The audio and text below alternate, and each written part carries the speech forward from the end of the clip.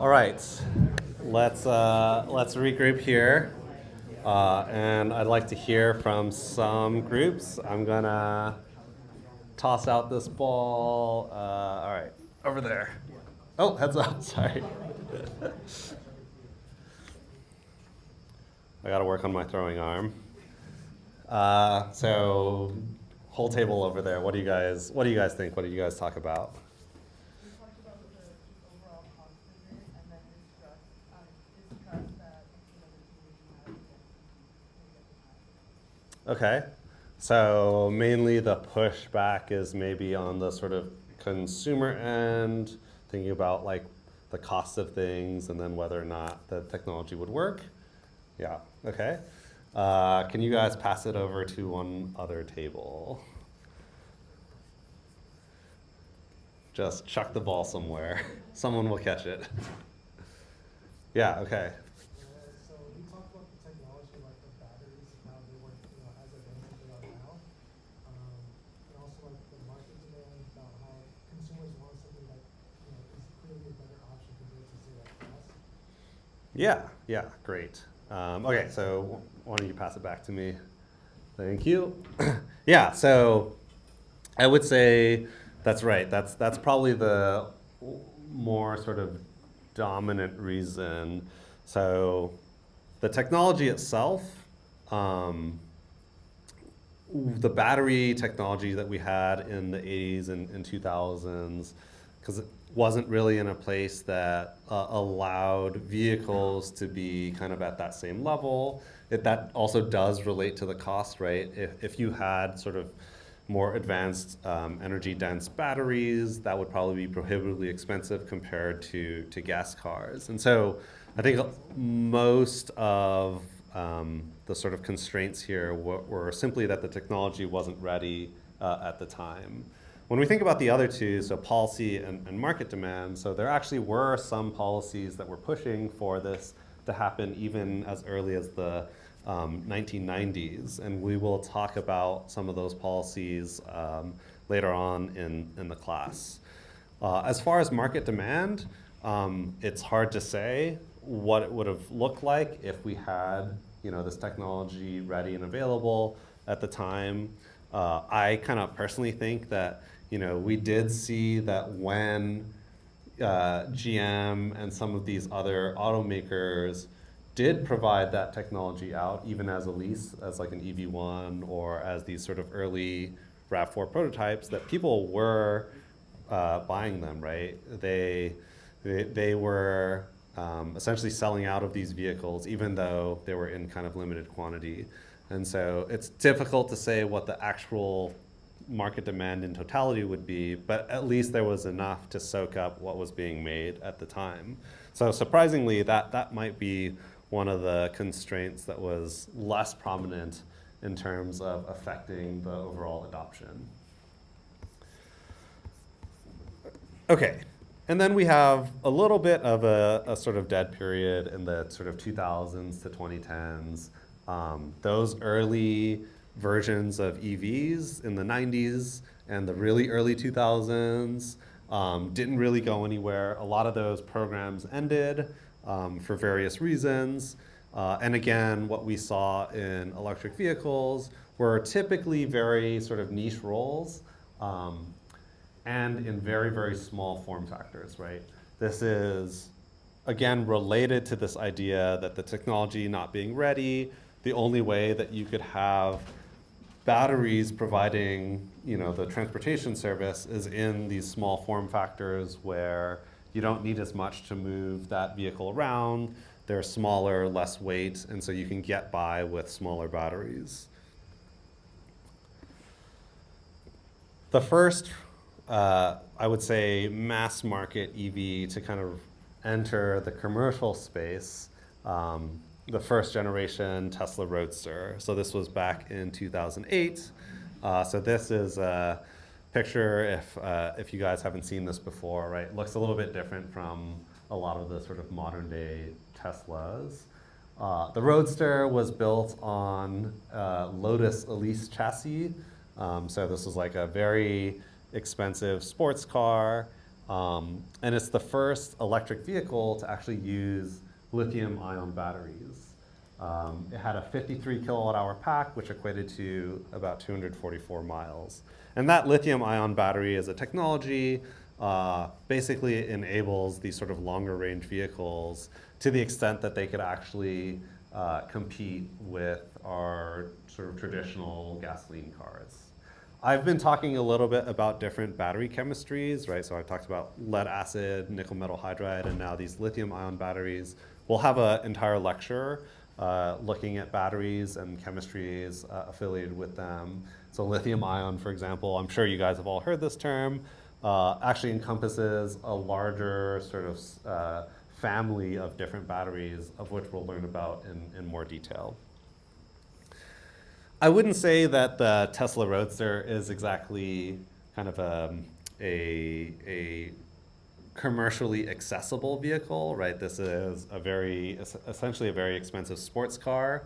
I would point to the first broadly available commercial vehicles as the Chevy Volt, which it no longer is being produced. A plug-in hybrid with about a 40-mile range. That changes over time. And then we had the first full battery electric vehicle, or I should say accessible battery electric vehicle, as the Nissan Leaf, which has about an 80-mile range. And so these basically came out back to back in December of 2010 and January of 2011. And these are kind of the first mainstream available electric vehicles. And essentially, these guys are your representatives for your full battery electric vehicles and plug-in hybrids.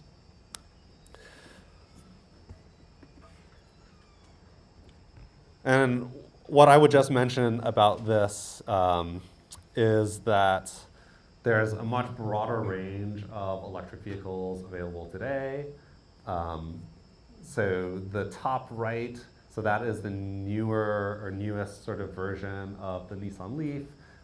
It is now kind of tripled in range. So instead of an 80-mile range vehicle, you're talking more on the order of like 230 to 240 miles for the latest Nissan Leafs.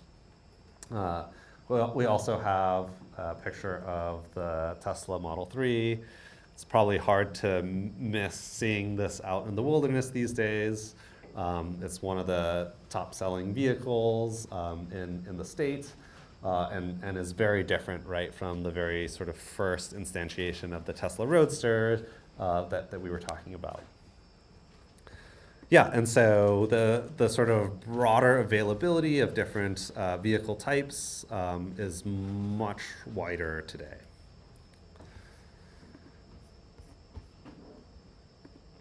So kind of revisiting, thinking about what sort of factors influenced a push for and a push against the electric vehicles. It has changed quite a bit over time.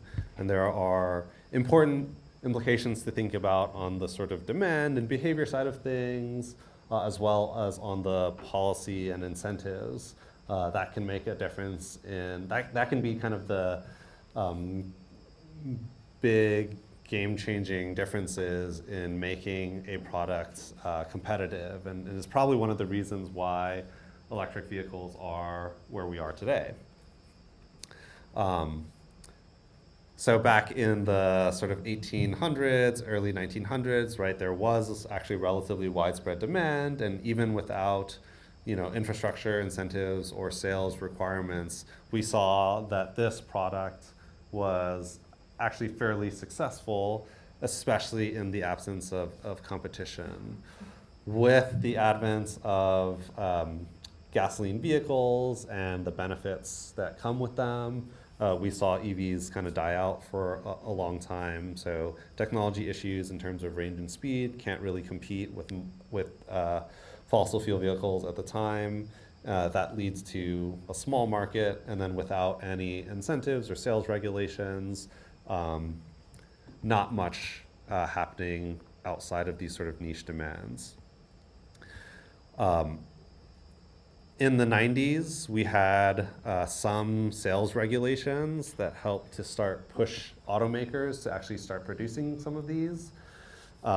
There was big pushback against the regulation, and ultimately, as I was mentioning before, the California Air Resources Board, which is the entity that was responsible for developing some of those regulations requiring EVs, they essentially agreed that the technology wasn't ready and essentially pushed back those regulations to be much later on.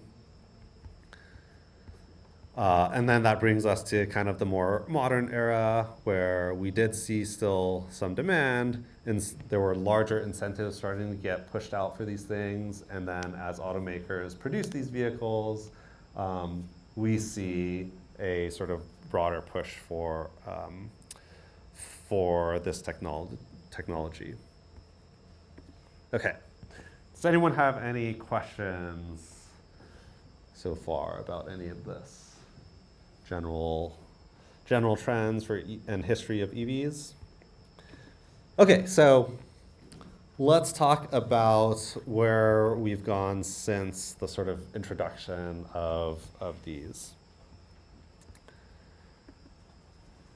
So electric vehicle market growth since 2011, again, kind of reflecting that sort of exponential growth that we've seen, pretty steady growth over the last decade and a half. This particular plot is a little bit older. For reference, just to give some folks a sense of scale, the red line here, this is the total U.S. cumulative sales, and in totality, up through 2024, we've sold about 5 million electric vehicles, and in California alone, about 2 million. So about 40% of the electric vehicles in the country have been sold in the US. For reference, the US sells approximately 15 to 16 million vehicles annually, and California sells about 1 million a year.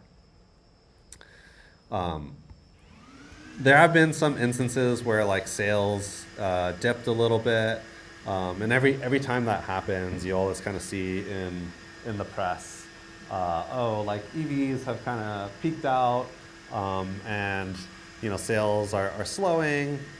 But since that kind of initial dip in 2019 and 2020, there's been kind of a return to growth, and we're getting some of that discussion again about how EV sales are slumping, and we'll talk about some of the reasons why that's happening in the more sort of recent months. But I would just kind of point back to this example that the sales rebounded, and maybe the situation is a little bit different right now, but there's no necessarily reason to think that the type of growth that we've been seeing is going to totally change course. And including kind of an update through 2025, there has been a huge progress even in the last couple years, right? And so if you think about the chart on the left, that sort of huge peak that we see up here corresponds to, kind of half of what we were seeing in recent years. And so in just very short periods of time, sales are, changing by large orders of magnitude, right? Almost doubling within the span of a couple years.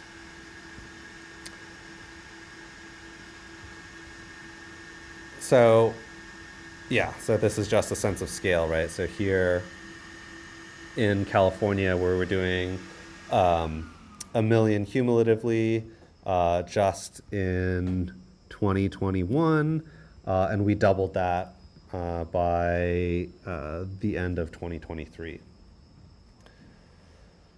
So we do have some more updated figures of kind of what this looks like.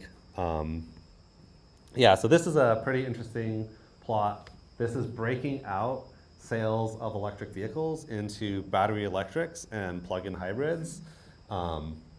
And so when we were first kind of tracking this, actually the BEV sales versus the plug-in hybrid sales tended to be almost 50-50 for a long period of time, right up until Tesla released their Model 3, right? And so that's kind of the broader, cheaper available electric vehicle meant to be marketed to the sort of mass consumer. And so once that happened back in kind of the 2018 time period, they've kind of left PHEVs in the dust, right? And so that 50-50 split now is more something like 70-30 or 80-20. So in the US at least, we sell a lot more battery electric vehicles, full battery electric vehicles, than plug-in hybrids. Yeah, and so if you look at this particular breakdown by, this is broken down by different automaker brands.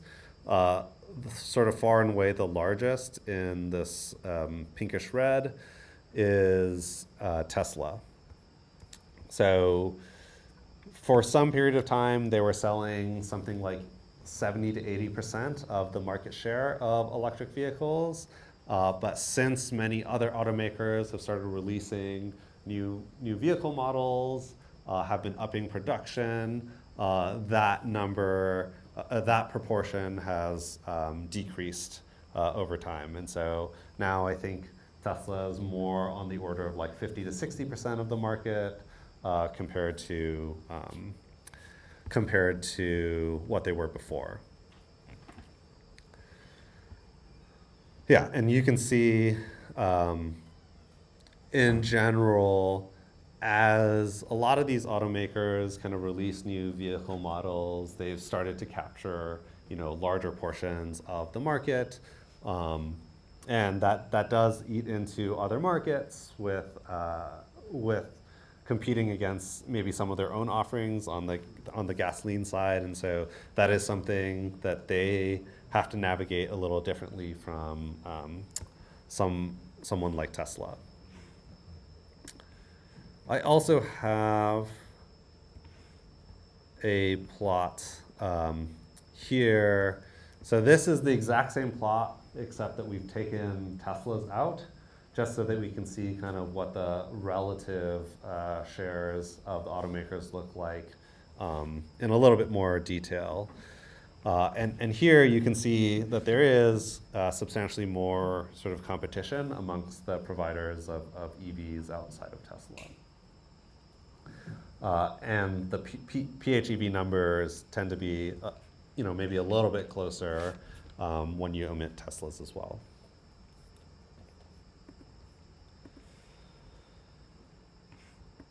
Okay, any questions about EV markets? All right.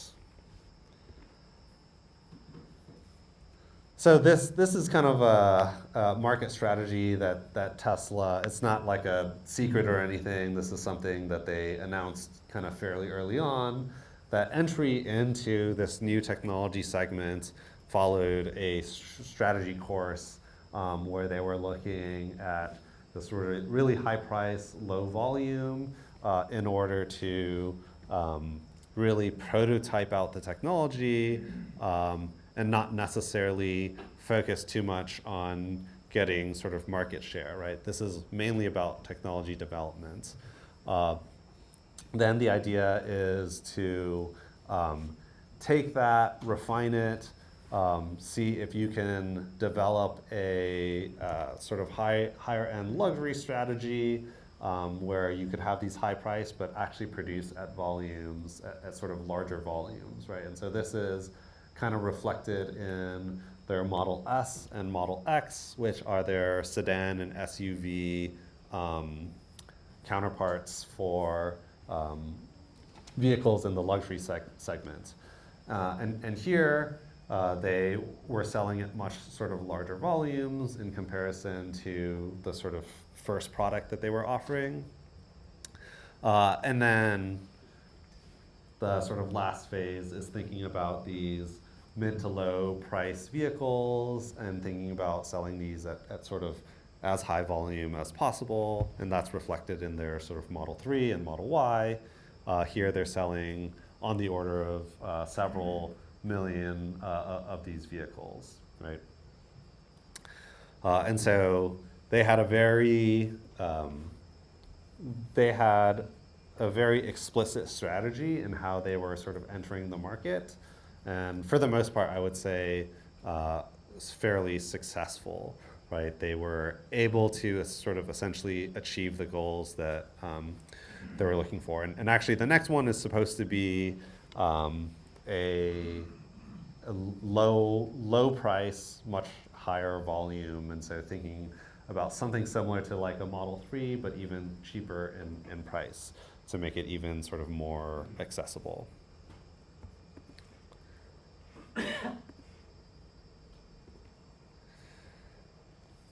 So EVs are finding their way into sort of more and more segments.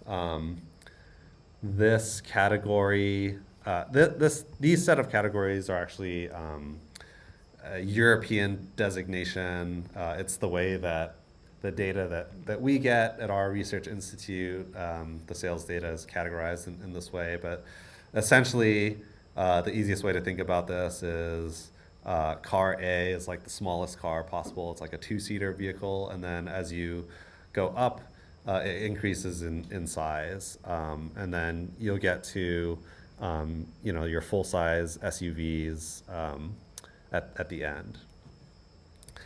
And so what you'll notice is that you'll have a lot more of these light blue format vehicles. This goes back to what I was saying earlier, right? So when you have these battery technologies that are less developed, that have less energy density, the easiest form factors to put these into vehicles are small vehicles that are lighter and can use smaller batteries to achieve sort of relatively longer ranges.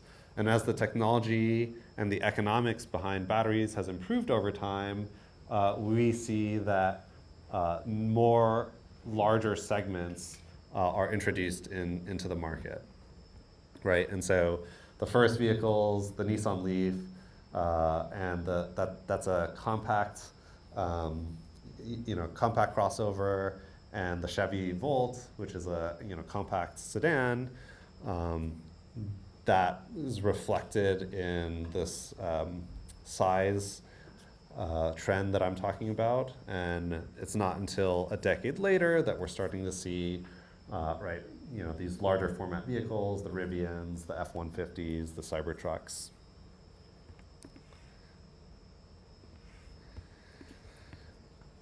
I think that there is a definite sort of correlation in the uptick of sales as we see some of these larger format vehicles being introduced with electric vehicle technologies.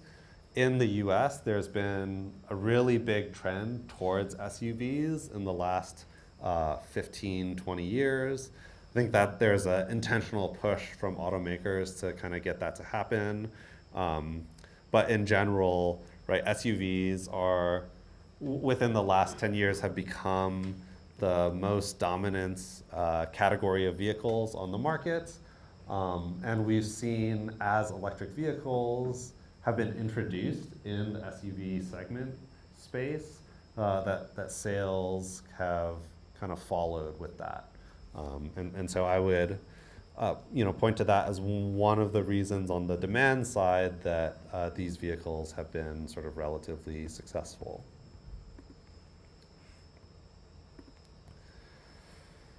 Okay, take a quick pause for any questions.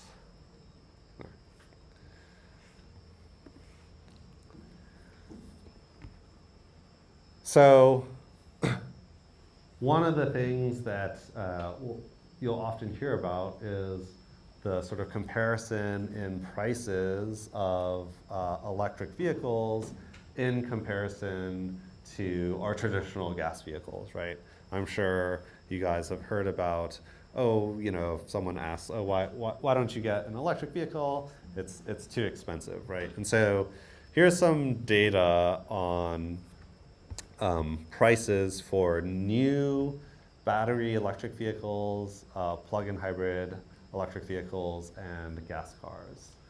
So there's a couple lines to kind of look at here. In the solid lines, we have these blue, green, yellow. The blue being the average cost of a new battery electric vehicle, kind of hovering around $60,000 and then $70,000. And similarly for plug-in hybrid vehicles. Whereas for internal combustion engine vehicles, that price is more on the mid-50s.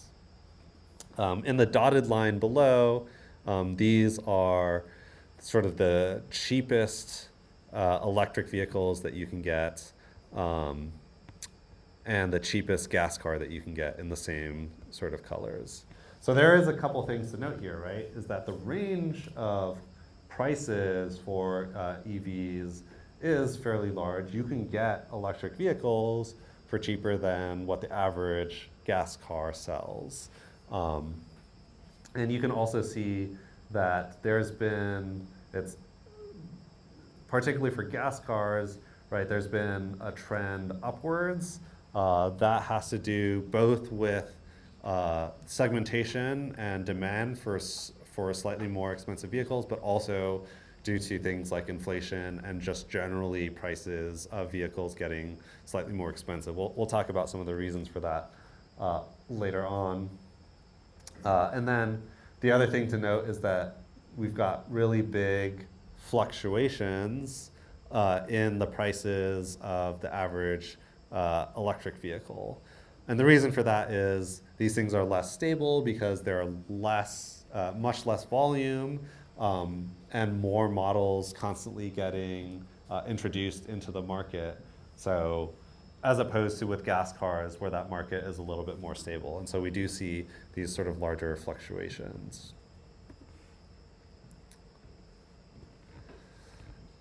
Okay, and so how much more do plug-in hybrids and full battery electric vehicles cost more than an internal combustion engine vehicle? And so this is basically the same thing as the last plot, except we've subtracted out the price of the average gas car so that you can see the difference of the electric vehicles compared to the gas cars. And so this is essentially what we would refer to as a price premium, right? How much more expensive they are. And so you're on the order of $10,000 to $20,000 more. Okay, so that's kind of a high-level view of prices, but I'm gonna pose another sort of discussion question for you guys. So we'll take a couple minutes again to talk about this. Yeah, are EVs actually more expensive? Is that misleading in any way? I'm not trying to bias you. You guys can definitely say that they're more expensive. And the other thing to think about is how you might actually reframe the idea of affordability when we're thinking about these vehicle prices. Okay, so take a quick moment or two, and we'll reconvene and talk about this.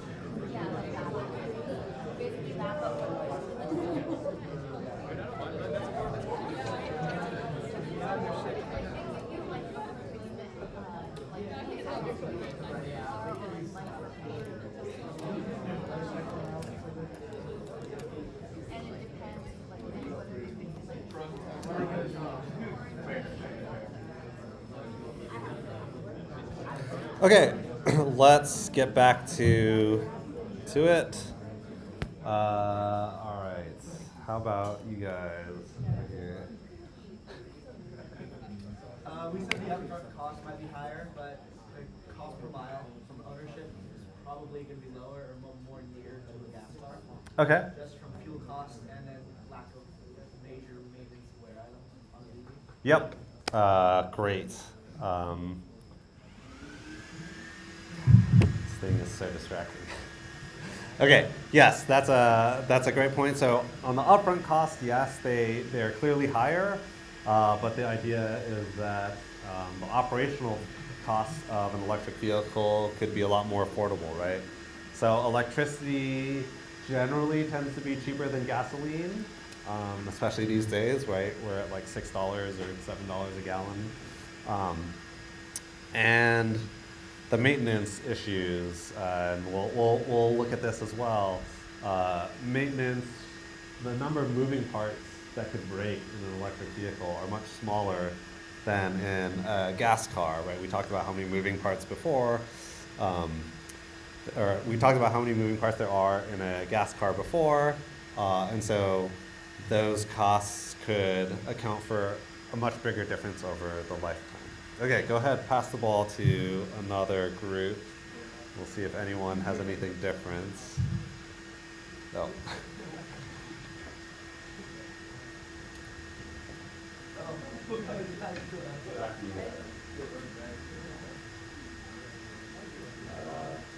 Here. Okay, I think they were saying, yeah.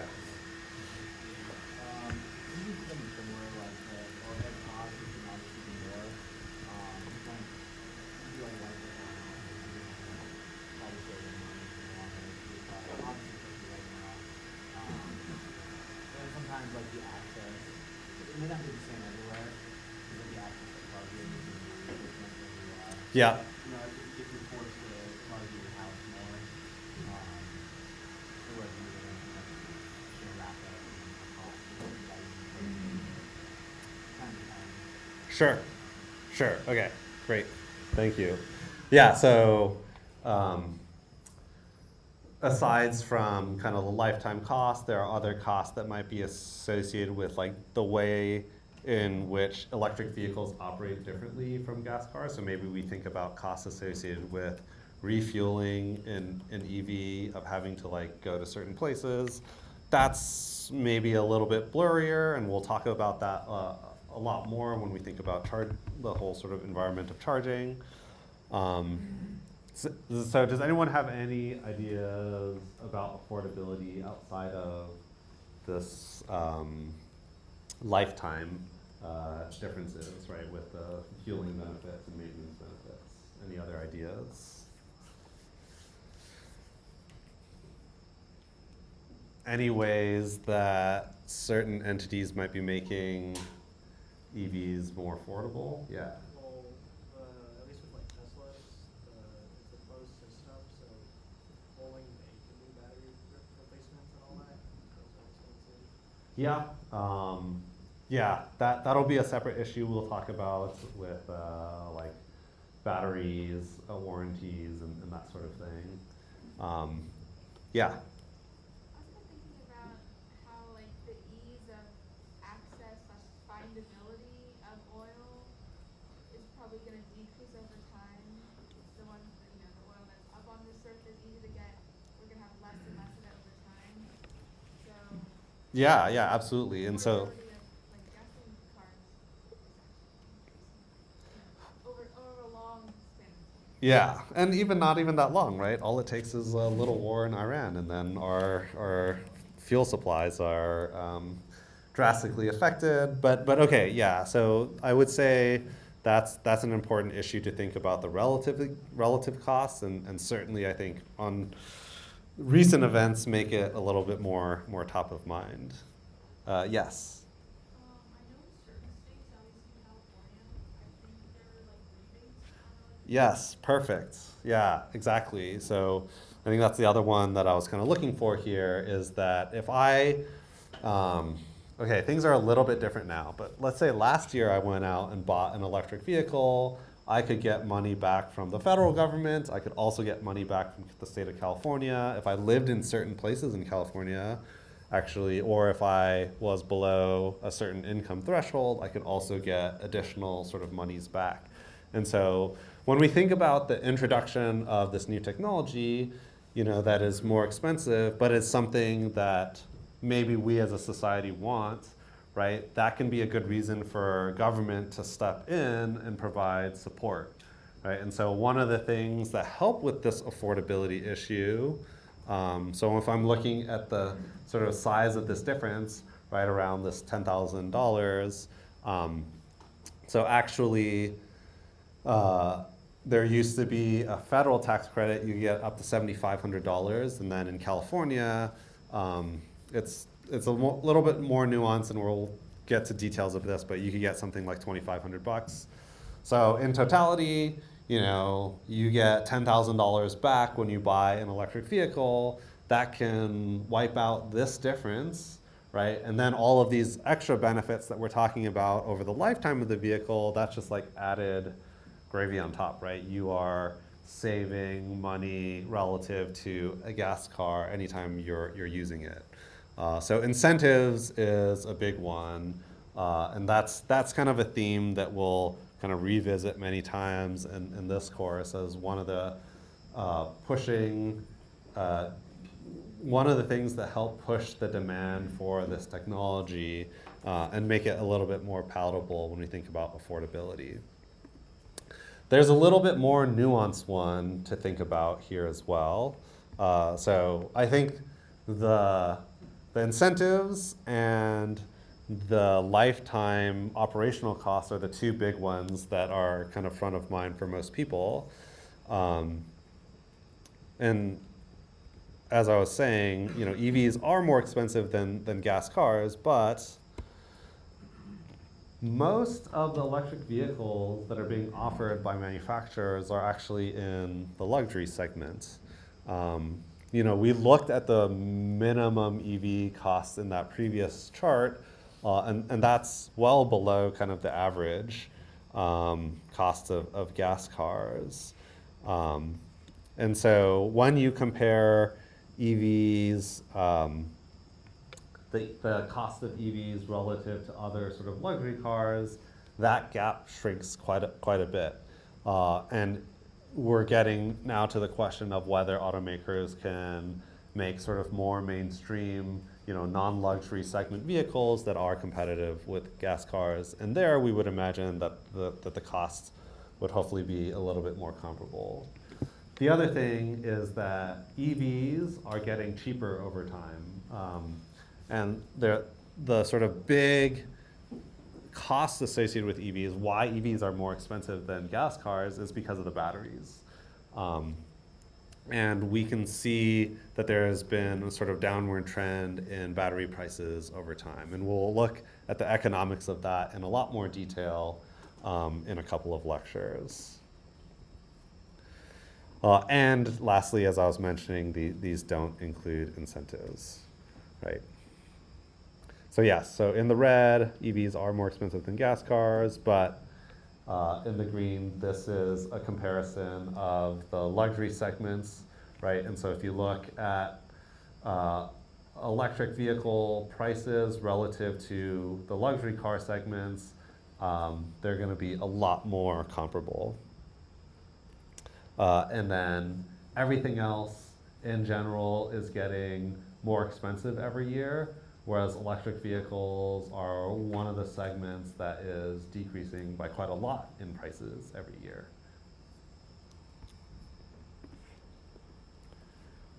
All right.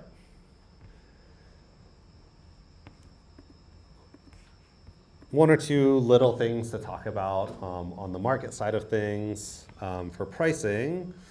There was kind of a interesting phenomenon that happened a couple years ago. So during the early stages of the pandemic, a lot of automakers had to cancel their orders for semiconductors. And getting access to that is difficult since they were, getting access back to that was difficult since they were kind of reallocated to other uses. And as a result, in this sort of time period from like 2021 through 2023, a lot of the automakers had to stop or limit production of certain types of cars. And so there are a number of interesting sort of supply shortages that have affected both the prices of gas cars, but also electric vehicles. And so it's kind of interesting when we look at the data now, if I jump kind of back up to here, you know, this uptick here is a lot of that initial increase is affiliated with those supply shortages. And that's not a small increase, right? This is on the order of $10,000 to $15,000 on average for every car, right? So think about a car that you would be able to get for $20,000 in 2020 that now costs $30,000 or $35,000, and that's kind of on average across the board. So pretty significant effects there. And since those supply shortages, the prices have not come down very much. And so in general, cars are quite a bit more expensive today than they were just 5 years ago, 5 or 6 years ago.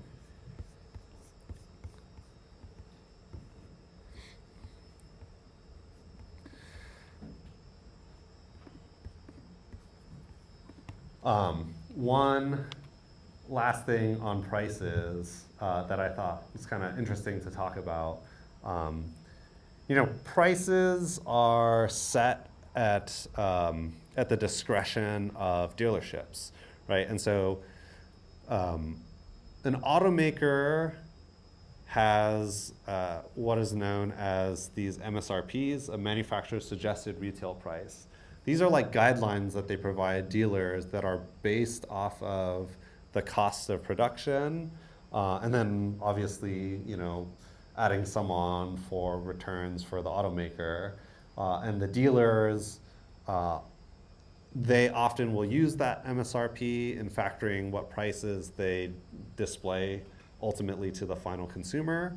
And because the car market is pretty competitive, you tend to see most cars kind of selling for MSRP or close to MSRP. There are like local conditions that kind of change that, but in general, you know, the dealers will be sort of anchored in many ways to that MSRP. Tesla's a little bit different, right? They don't have a traditional dealership model, and so there isn't really a traditional MSRP that Tesla uses. And we've actually seen over time that Tesla can change their prices in response to what they're saying to the markets in a much more sort of rapid way. And so this would be a very unusual plot to see for any other vehicles. But it's kind of interesting that you can see some pretty large price jumps happening over time for Tesla offerings, right? And so these are not insignificant. These are not insignificant price differences, right? So, you know, a Model Y at the peak in 2022, 2023 was selling for $70,000, and then just a year later for the exact same vehicle, right? There's literally, you know, no sort of large model updates. This is basically the same vehicle is selling for almost $20,000 less. Yeah, and so kind of a unique situation with Tesla and their prices.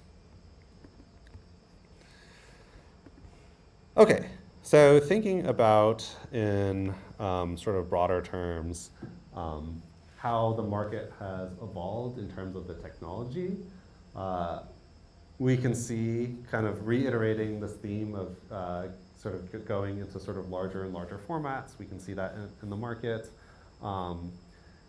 But the sort of bigger, in addition to injecting these things into larger segments, as the battery technology has improved, that has led to a corresponding increase in battery sizes being offered in vehicles in general, which means sort of longer ranges.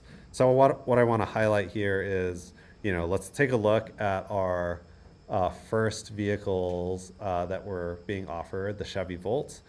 The first version of this had a 16 kilowatt hour battery with about a 35-mile range.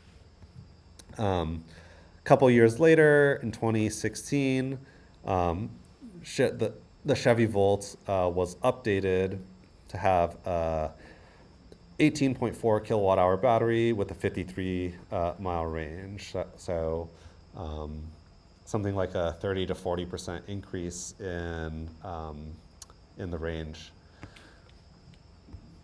Nissan Leaf, first version had a 24 kilowatt hour battery with a 73-mile range. Later on in the second generation Leaf update, they had a doubling of the battery size, so 40 kilowatt hours with a 150-mile range. And then the more recent versions of this actually have a 60 kilowatt hour battery with a 230-mile range. And so, even in the same format vehicles, pretty big differences in battery sizes. The last one that's kind of interesting, the Toyota Prius plug-in hybrid. This thing had a really paltry, tiny 4.4 kilowatt hour battery with only a 14-mile range. The update of this in the Prius Prime, I do have this here. Yeah, Toyota Prius Prime, that is kind of the Gen 1. We think of the Toyota Prius plug-in hybrid. That was kind of really a prototype based on existing Prius vehicles. The first real generation of the plug-in hybrid doubled that range up to 8.8 kilowatt hours and a 25-mile range. And kind of the more recent Prius Primes are, I believe, up to the 35, 40-mile range now.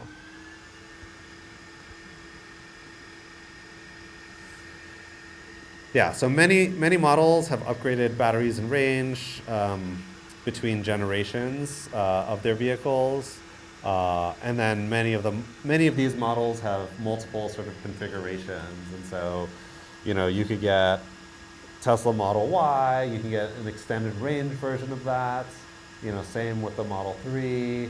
Mustang Mach-E has a regular range and an extended range version. And so, yeah, it's a kind of interesting and different trend from gas cars. A lot of the electric vehicles have trim options that upgrade the range of the vehicles, and that gives broader price options to consumers.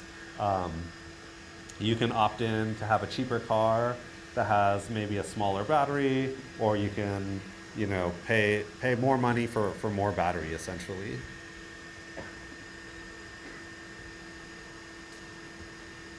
There's one kind of interesting example of this that that a lot of people kind of take offense to, or they don't like very much. So the early versions of the Tesla Model S, it would have been too expensive for them to have different production lines for different vehicle configurations. And so you could buy a Tesla Model S that had a shorter range for cheaper money, but the actual full-size battery was there, and it would be software locked. And then you could actually pay more money to unlock more range, essentially. So that was maybe a controversial thing. That doesn't really happen anymore. But there is one benefit of actually doing that, is if you have a larger battery and you're not using all of it, you're buffering it more. It actually makes the battery last longer. So you inadvertently get a nice side benefit there. Yeah. Okay, any questions about any of this?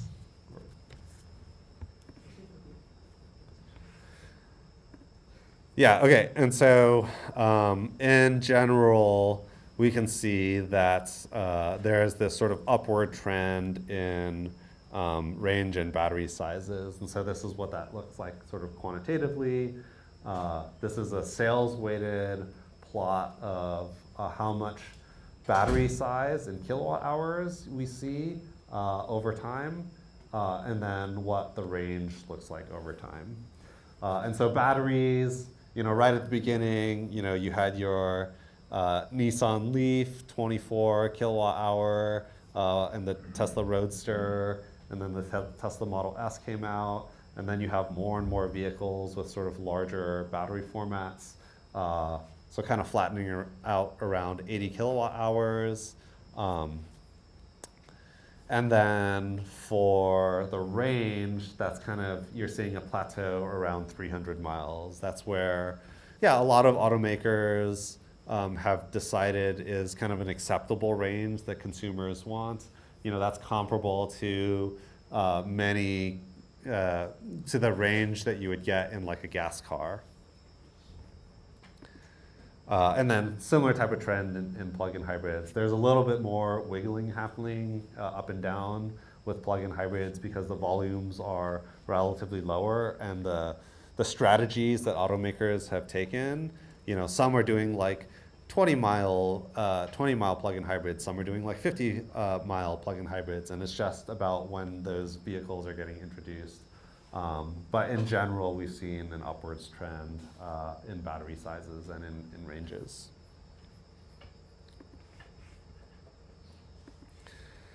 So this really falls on the back of large investments and commitments to electrifying vehicle fleets. This is a view of automaker announcements that have been made over the past sort of decade or so. I will say that a lot of these targets have changed over the last year, and I haven't updated it in the last year. Some of this stuff does follow politics, and updates with the market. Some of these targets have changed, but this is kind of a view over the last decade or so that we've seen over time. Automakers have sort of all come on board to making commitments to selling a certain number of electric vehicles. So we see that in the top timeline. Those are for EV targets. And I try to outline basically the targets that automakers have announced. So for example, GM by 2024, 2025, they were saying we're going to sell 1 million EVs. Ford was saying 2 million, and then some even have made percentage target commitments. So, for example, BMW by 2030 are saying that at least half of their vehicles are going to be electrified. And so, yeah, you can see those kind of pledges that were made. Probably just as important, funding commitments. And again, I will say that some of these numbers have since changed. Some automakers have decided to retract some of the funding commitments in the last couple of months. But we are talking about sort of on the order of dedicating multiple billions of dollars towards electrifying their fleets. Those are big investments, right? Those are constructing new factories, securing supply chains, hiring all of the employees to sort of be able to maintain this transition. And then the last one are sort of more hand-wavy, I would say, sort of environmental goals. So carbon neutrality is something that a number of automakers have aimed to do, whether that's by 2040, 2045, 2050. These are kind of longer time scales. But the idea is that their operations, but also their products, would not be contributing to carbon and GHG climate damages. And so, yeah, you can see, broadly speaking, most automakers have made commitments of some kind to push electric vehicle technologies. That is also reflected in a lot of the announcements about vehicles that they're going to produce, right? And so I made this particular slide 2 years ago. Kind of went through a bunch of different automaker announcements about vehicles that would be sort of up and coming. And so, yeah, you can see this is not a complete list, even at the time. And in the span of 2 years, right, actually most of those vehicles have entered the market. So these are the ones that have yet to enter the market or ended up or ended up getting canceled. Yeah.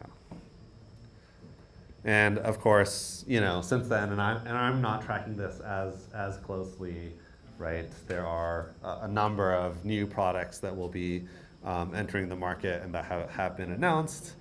And whether or not that happens, we'll end up seeing.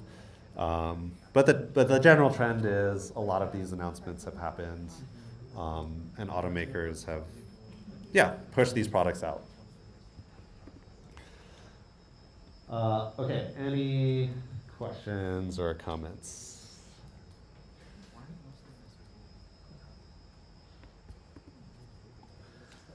Did you have a question? Just wondering why most of them are SUVs and trucks.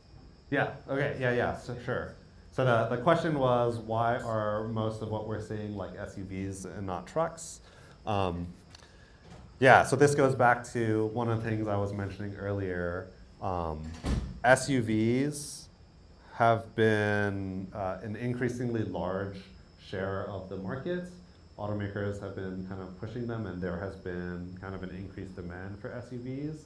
There used to be, I would say, kind of like a, so if we're thinking about the general trends, 1990s, 2000s, like early 2000s, there's probably kind of an even split between what we would traditionally think of like cars, like sedans and trucks. And SUVs would be maybe something like 5 to 10% of the market. Whereas fast forward, 10, 15 years later, SUVs really started to encroach in the sort of broader market. And I think now we sell more SUVs than we do both cars and trucks. And so I think it's a good sign that automakers are pushing SUVs.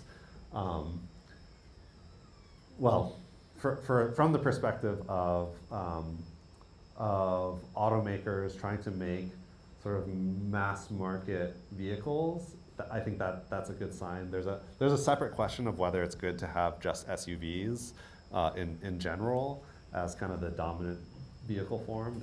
I think that's a separate question. But what I would say is that, in the like mid 2010s, there's a difference in strategy on automakers on the types of electric vehicles that they were producing. Some automakers took the strategy of, okay, we want to sell as many EVs as possible, and so they're making these like commercially available vehicles.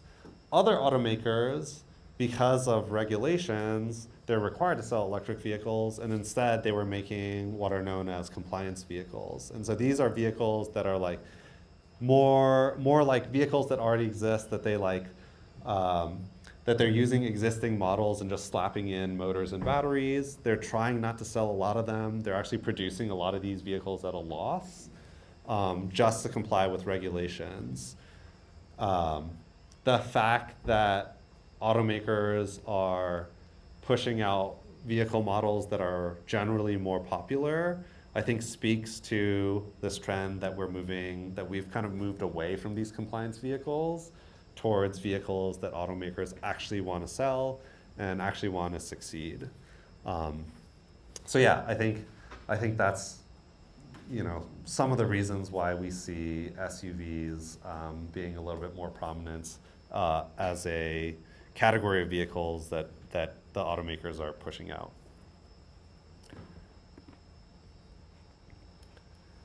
Okay, any other questions or comments?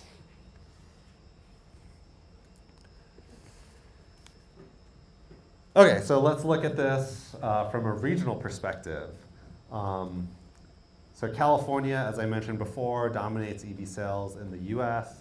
We used to do maybe half or a little bit more than half of all vehicles in the US, and that proportion is now kind of shrinking. Currently, we're selling about 40% of all EVs in the country.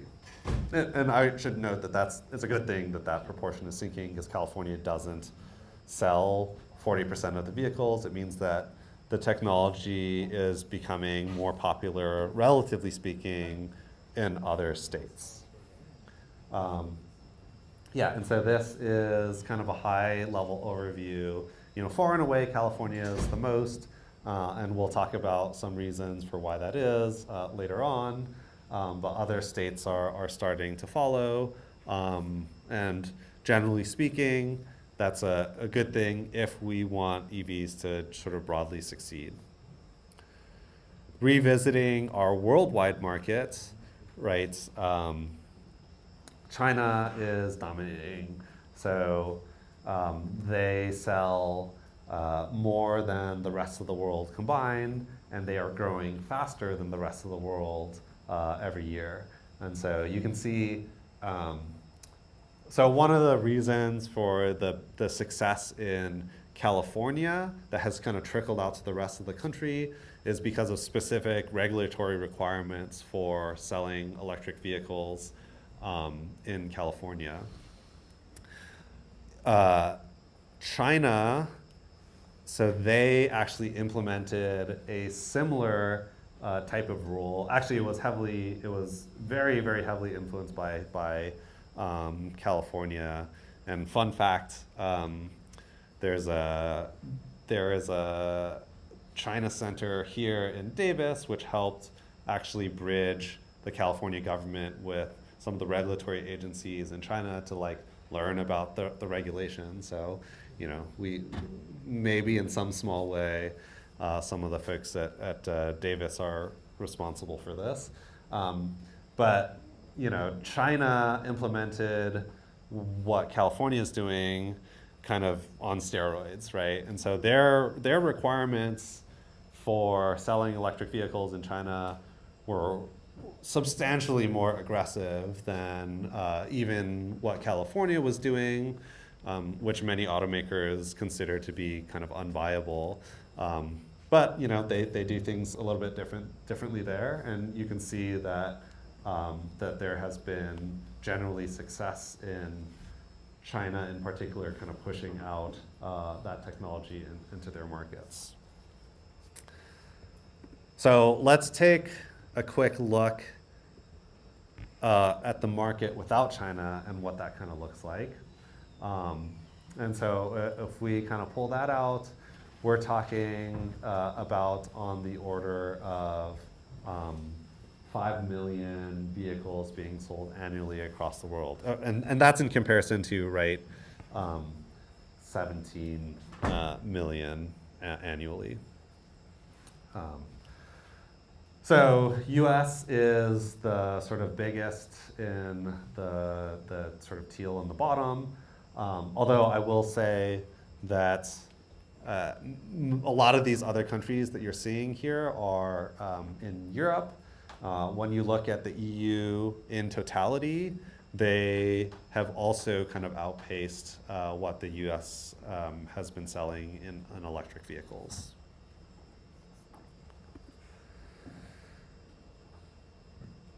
So leading markets by sales share, right? This is maybe a better apples to apples comparison, right? Different countries have different populations, so obviously we would expect larger countries to be selling more.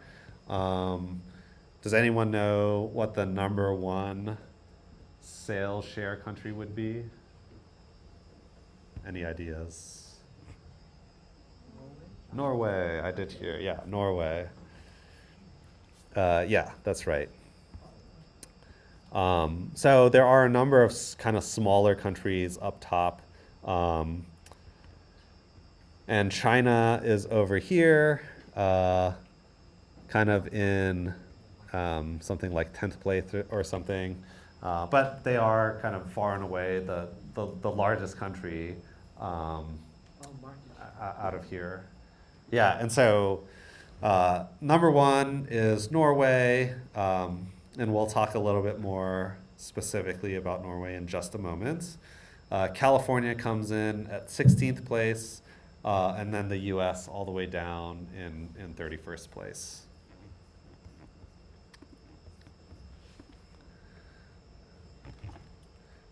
If you exclude trucks and truck-based SUVs, I guess we do a little bit better. Oh, why does that say US moves to 24th place? Should be down here. Oh yeah, no, sorry. This isn't actually changing that number. It's where we would place without the trucks and truck-based SUVs.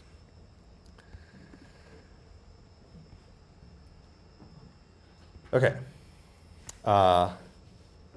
Norwegian EV market. So there's been a really sort of drastic shift, and this is share of new vehicles being sold. So all the way back in 2010, 100% of the cars being sold in Norway are either diesel or gasoline vehicles. And in the span of just 1 decade, they are up to 80% of their market share.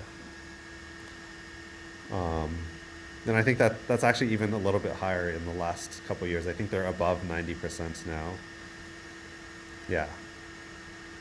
So this is another sort of breakdown of this.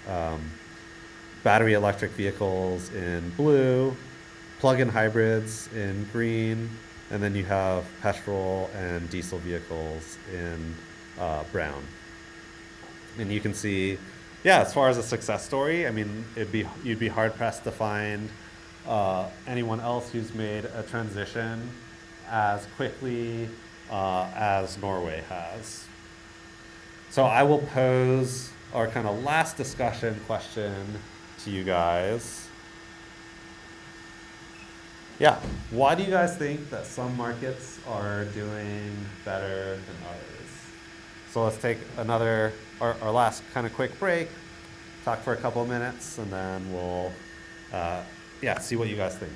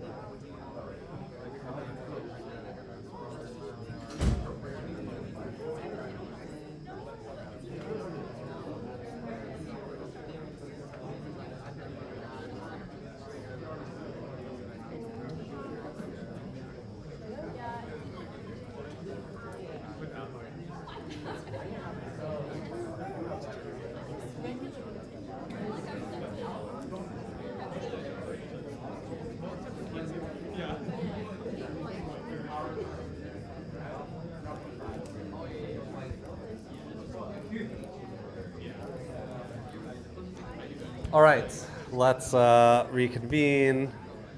Who gets the ball? All right. How about over here?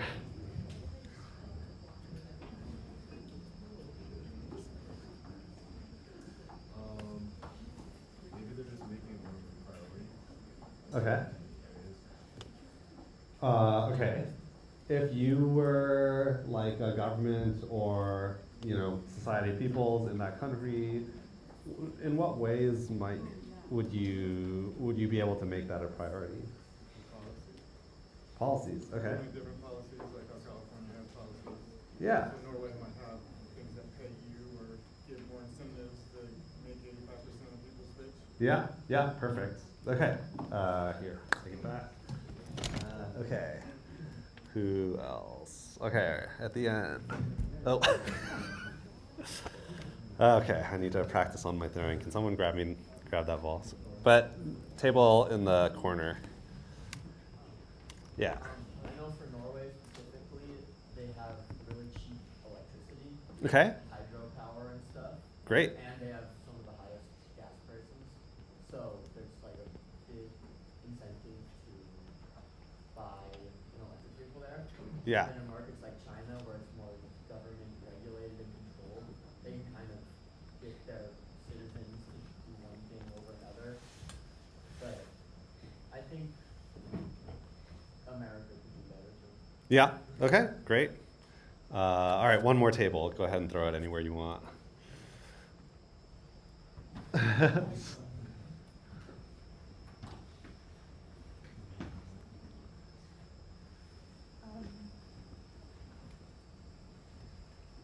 discussed a couple of options. One was the average wealth of the person. Okay. Like in a country, like if, like on a, like since, these are generally like more expensive, if a lot of people don't have the money to afford it, like there's not gonna be products being sold. Yep. And then, another factor we also considered was reputation. Have they like made really good, cars before? Okay. Or like, have they like been cheaping out or like that stuff? And would like people wanna buy from them again in the future? Or would they rather get like something from someone else? Yep. Yeah, great. Those are all great reasons. Yeah, so everything that you guys talked about is contributing, right? So there is not just one kind of factor that leads to these differences. Yeah, so we talked about how policies, right? So that could be on the regulatory side or on the incentive side, right? So requirements to sell vehicles or big monetary incentives to buy the vehicles. Yeah, the table there mentioned things about energy and infrastructure, right? And so if the cost of the electricity is like cheaper, if it's cleaner, right, there might be some preferences there. And then, right, on the consumer side, preferences for particular types of vehicles. And then I guess not listed here, but yeah, the question of affordability, relative incomes. And so if you think about Norway, for example, as it relates to all of these, so what specifically is different about Norway that led to them being so, we'll say, successful with electric vehicle transition?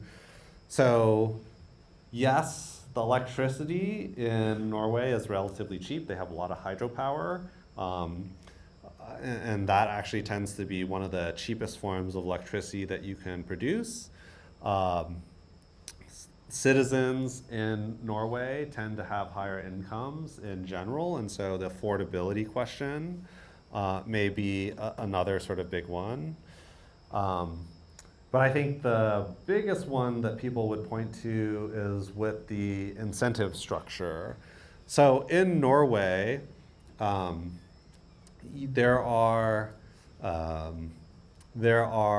value-added taxes to vehicles that are brought into the country. So Norway itself doesn't have domestic auto producers, right? So they are importing most of the vehicles. And any vehicle that gets imported into Norway gets assessed these pretty large taxes. And by large, I mean like it could double the cost of your vehicle. Okay, and so if I wanted to, bring in a gas car or buy a gas car in Norway, what might cost something like $30,000 in the US might actually cost something like $60,000 in Norway once you factor in the types of taxes that they're including. But they had a specific policy where if you bought an electric vehicle, you would be exempt from those value-added taxes. And so now you have, let's say, a $40,000 electric vehicle that normally would be more expensive than a $30,000 gas car. It's going to be more affordable than buying a $60,000 gas car. So I think most people would kind of point to their incentive structure as one of the big reasons for success, right? Surprise, surprise, if the competition is like way more expensive than the electric vehicle, then most people are gonna prefer that. And that has led to this big transition, rapid transition. And in fact, they're even going to think about phasing out, actually, I haven't kept track of it. They may have already started to phase out some of the benefits of that reduced VAT now that they're at these sort of much higher adoption levels. Okay, any questions about that? So throughout the course, particularly towards the end, we're going to revisit some of the policy mechanisms, so incentives and regulations in different places of the world. But just kind of keep in mind that these are factors that are influencing the markets, right? There are a whole bunch of things to kind of think about when we think about how demand is affected in different areas.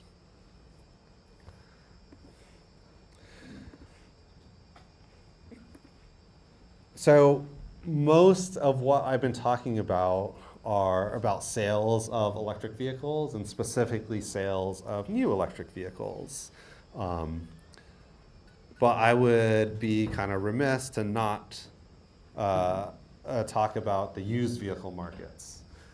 So this is a very sort of interesting statistic, but that new car buyers actually constitute only a small fraction of the vehicle market. So when we think about people going out and buying cars, so 4% of households are actually responsible for about a third of the new vehicle market.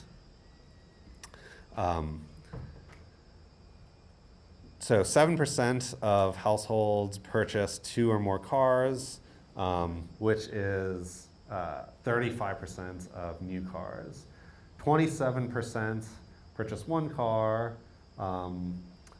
or that totality, 65% of new car purchases. And then 2/3 of all households don't buy a new car in the last 5 years. And so actually the rest of that market is actually for used vehicles. And so about 2/3 of the total vehicle market is in the used vehicle market. So what does that mean? That means that only about a third of our population is buying new cars. And so if you think about the propagation of electric vehicles to the sort of broad population, you also have to think about how the used car market works. So unfortunately, there isn't that much known about the used vehicle market in comparison to new vehicles for electric vehicle technologies. This is kind of a up and coming, larger and larger area of research. And so when we think about moving out of like an early adoption stage and understanding how electric vehicles are trickling down into the sort of broader populations, I think this is going to be a particularly salient area of research to think about. One thing that makes the used vehicle markets particularly interesting for electric cars are leases. So a lease, so when you go to a dealership, I don't know how many of you guys have gone out and tried to buy your own vehicle yet, but there's actually essentially like two main options you can do when you're at a dealership thinking about purchasing a vehicle. So one is actually buying the vehicle, all right, and so you would usually buy the vehicle, take out a loan, and then pay back until until you satisfied your loan obligation. The other way is to do a vehicle lease, which is instead of buying the vehicle, you're kind of like renting the vehicle for a period of 2 to 3 years. It's not quite a rental because the ownership structure is a little bit different, but you can think of it in this way. For electric vehicles, leases actually tends to be a pretty attractive proposition. And especially for consumers who are less confident in the technology, they've never tried an electric vehicle before, they kind of want to see how it goes and do this kind of 2 to 3 year test period. The proportion of leases in the electric vehicle segment is quite a bit larger than in the gas vehicle segment. And so why is this relevant for a used market? So what ends up happening is that after an owner leases the vehicle, so after their 2 to 3 year lease period comes up, they can choose to actually keep the vehicle. They can pay out to the dealership the remainder of sort of the balance. Otherwise, that vehicle will go back to the dealership and enter the market as a used vehicle. And so that whole dynamic of leased vehicles actually tends to be quite a bit larger for electric vehicles. Yeah, so here, the leasing trends in the US. So all electric vehicles, and then excluding Tesla, and then what Tesla looked like. So percent of electric vehicles that are leased, just in general, if you look at this, you're talking about, especially in the earlier years, right? It kind of makes sense. More people were looking to lease the vehicles. The technology is really new, not as well demonstrated, and that number, that amount has sort of gone down over time. But this is like very consistently quite a bit higher than for gas cars, right? I'm kind of trying to recall off the top of my head. I might be mistaken about this. I'll double check, but I believe the rate of leasing in traditional gas cars is something around like 20%. So we're talking about kind of double those numbers, if not even more. Over time, those leasing numbers went down, but actually jumped back up in 2023. And that has to do with a particular nuance of policy. And I'll mention kind of what that is. We'll talk about this in more detail when we get to thinking about a lecture on incentives. But there was a loophole that basically was with the newest set of incentives for electric vehicles. They put all of these restrictions essentially to strengthen domestic production of EVs. They didn't want us to be like importing parts and importing cars from other countries. And so you could only get that $7,500 qualification if the cars were made in the US and if the batteries themselves were produced in the US. That's a broad simplification. We'll talk about that more in detail later. But in general, there are these restrictions, pretty strict restrictions on being able to get that money. But there was a loophole that you could actually claim that whole tax credit if you just leased the vehicle first. And so we saw a huge uptick in 2023 in leases kind of as a result of this loophole.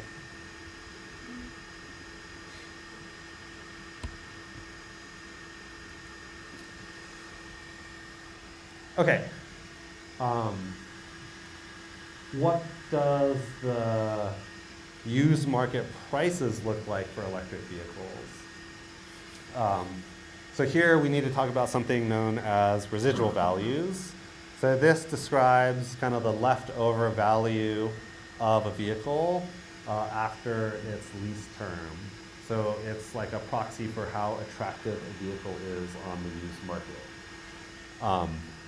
A lot of people will point to the fact that, oh, electric vehicles, their residual value is really, really low, especially when you compare how much value like a gas car loses. And I think people, point to that as a way of saying like, oh, EVs are, they're not as valuable, they depreciate faster. But I think what people misinterpret about the residual value difference is actually that's artificial because of the incentive, right? The used vehicle prices actually will retain the decrease in prices from the incentives, right? So a simple way of looking at it is something like this. Say you have a $40,000 car, and then you can get a $10,000 incentive. Okay, and so you essentially buy the vehicle for $30,000. And then when you sell the vehicle, the used vehicle, right, it loses some of the value, and maybe you lose $10,000 of value. So then you're selling it for $20,000. If I was a $40,000 gas car and I'm supposed to lose 25% of my value, and I sell used at $30,000, you will look at an EV and you'll say, oh, that EV cost $40,000 and it lost 50% of its value because it's only selling for $20,000. Well, that's because there's that $10,000 incentive that's driving down those prices. And why does a used vehicle retain the incentive price? Well, imagine now that you're trying to sell a used vehicle. Is anyone gonna buy the used vehicle at $30,000, right? That $10,000 gap from a $40,000 MSRP? No, because I could buy a new vehicle for $30,000 with the incentive, right? And so that incentive gets wrapped up into that residual value, which makes EV residual values look a lot worse than you might imagine. And so this is a plot that kind of demonstrates that for some of the early generation Volts.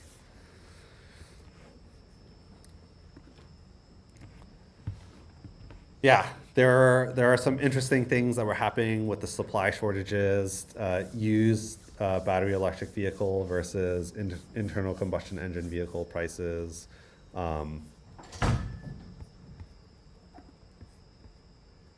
So used vehicles actually cost more than new cars in 2022 and 2023 due to some of those supply shortages that I was talking about before. That affected prices for used cars, and actually at the peak, used cars were almost twice as expensive as they are kind of today. And so now residual values are a little bit more reasonable.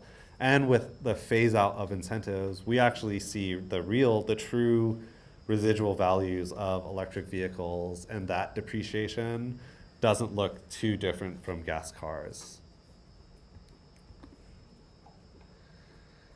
In general, sales of EVs, of used EVs, so non-Tesla, actually passed, sales of used EVs passed new EVs, not including Teslas, back in 2023, right? And so that market is rapidly growing and outpacing the sales of new electric vehicles. There are some concerns to think about with like battery and range, and we'll talk about this in more detail as well. But the idea that